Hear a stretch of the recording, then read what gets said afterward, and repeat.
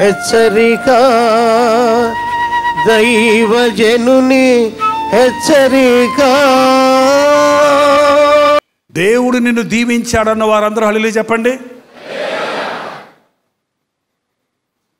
దీవించిన తరువాత నీవు దేవుణ్ణి నా ఆపత్కాలంలో నాకు మొర్రపెట్టు, నేను నీకు ఉత్తరం ఇచ్చదను, నీవు నన్ను మహిమపరచదు. ఎంతమంది దేవుణ్ణి మహిమపరుస్తున్నారు?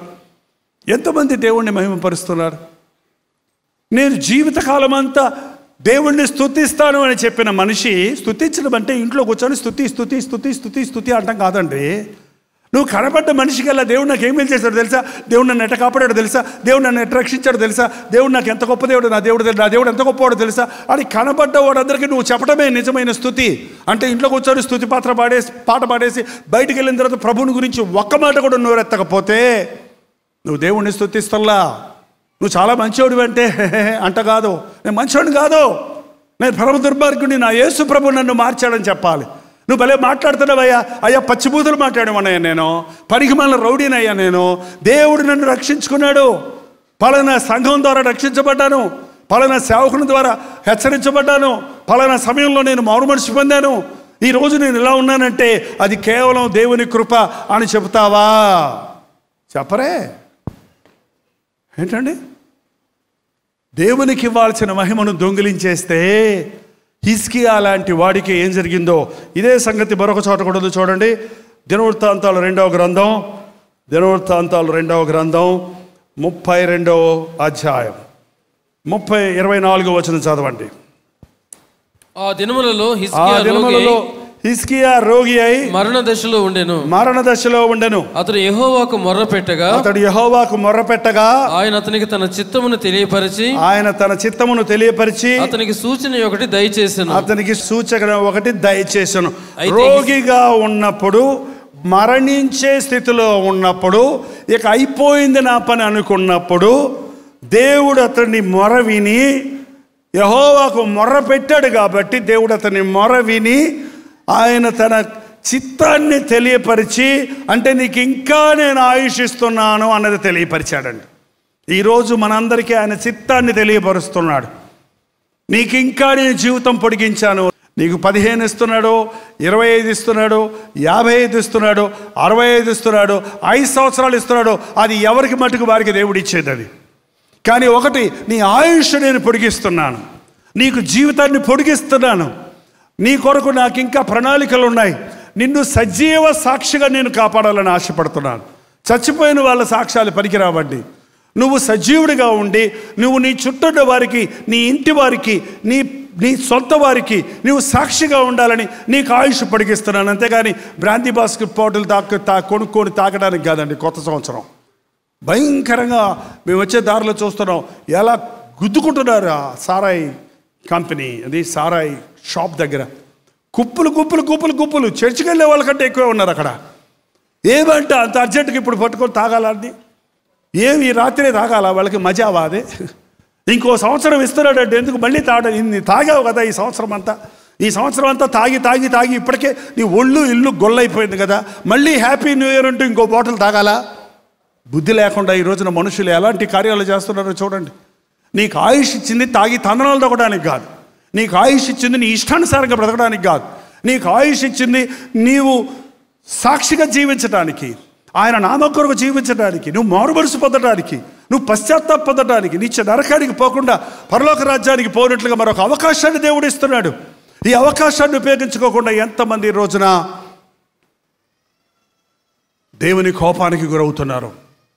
దేవుడు అంత గొప్ప మరణము నుంచి రప్పించి దేవుని చిత్తాన్ని బయలుపరిస్తే ఏం చేశాడంటే హిజ్కియా చూడండి. అయితే ఎప్పుడు ఇలాంటి కీవర్డ్స్ ముఖ్యమైనవి గుర్తుపెట్టుకోండి.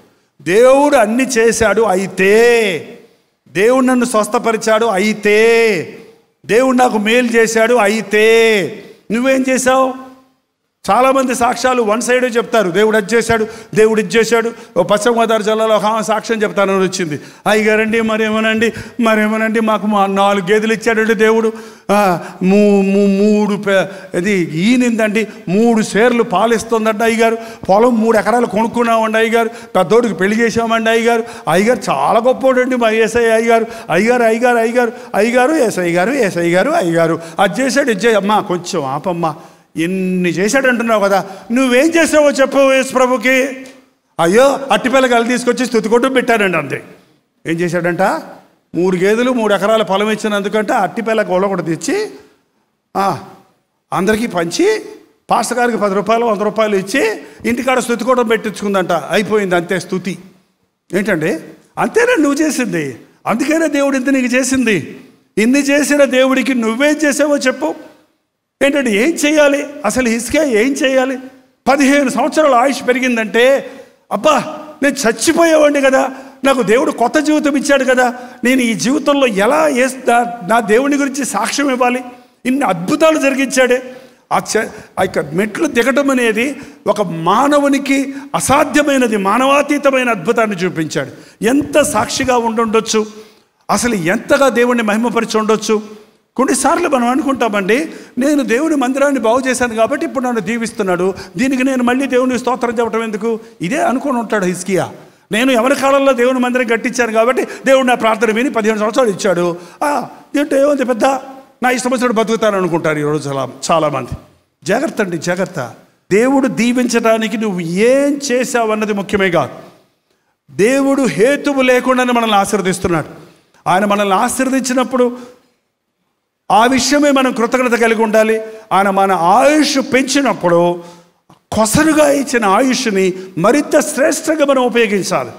ఏనాడో చనిపోవలసిన మనల్ని, ఏనాడో రోగాలతో కుళ్ళిపోవలసిన మనల్ని, ఏ రోజో దేవునికి విడిచి భ్రష్టులైపోయిన స్థితిలో ఉన్న మనల్ని పట్టుకొని రక్షించాడంటే ఆయన చిత్తం ఒకటి ఉంది, ఆయన ప్రణాళిక ఒకటి ఉంది, ఆయన సాక్షిగా నీవు ఉండాలని ఆశపడుతున్నాడు. ప్రార్థన. నాయనా, ఈ పాత చీకటి, ఈ పాత అపజయాల సంవత్సరంలో నుండి కొత్త సంవత్సరంలోకి వెళ్తున్నా నేను. పాతవన్నీ విడిచిపెట్టి పాతదంతా విడిచిపెడతానయ్యా. కొత్త జీవితంతో కొత్త హృదయంతో నన్ను ప్రవేశింపజేయి. ఈ సంవత్సరంలో నేను చేసిన తప్పుడు ఇక చెయ్యను. ఈ సంవత్సరంలో నాకున్న గర్వాన్ని ఇక రానివ్వను. ఈ సంవత్సరంలో ఉన్న అజాగ్రత్త నన్ను వెంబడించనివ్వను. ఈ సంవత్సరంలో నేను పడ్డ గోతుల్లో నేను ఇక పడకుండా, పాపాలు నేను చేయకుండా జయ జీవితం దయచేయమని అడగండి. పరిశుద్ధుడా, ప్రేమగల తండ్రి, మమ్మల్ని మార్చావు, మేము ఇతరులను మార్చాలని, మమ్మల్ని బతికించావు, మేము ఇతరులను బతికించాలని, మమ్మల్ని దీవించావు, మేము ఇతరులకు సాక్షులుగా ఉండాలని. అలా ఉండటానికి మాకు సహాయం చేయి.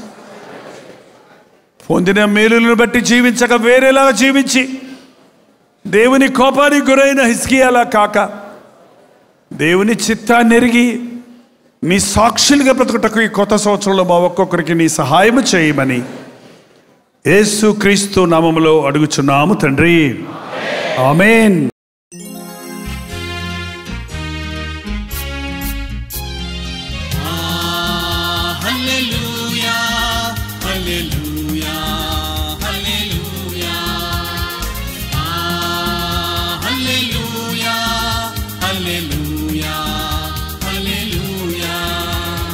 కలువరి ప్రేమే మధురం, కలువరి ప్రేమే మధురం, కలువరి ప్రేమే మధురం, కలువరి ప్రేమే మధురం. హల్లెలూయా హల్లెలూయా హల్లెలూయా హల్లెలూయా హల్లెలూయా హల్లెలూయా.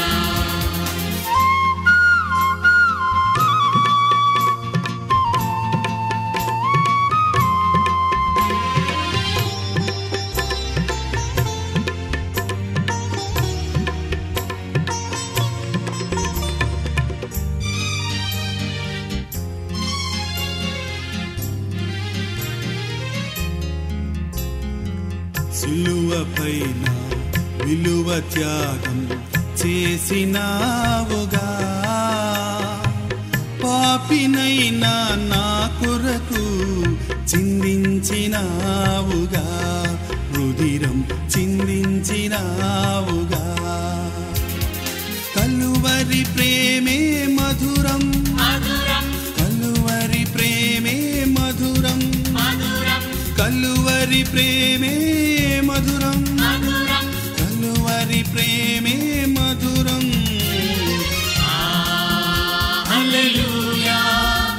హల్లెలూయా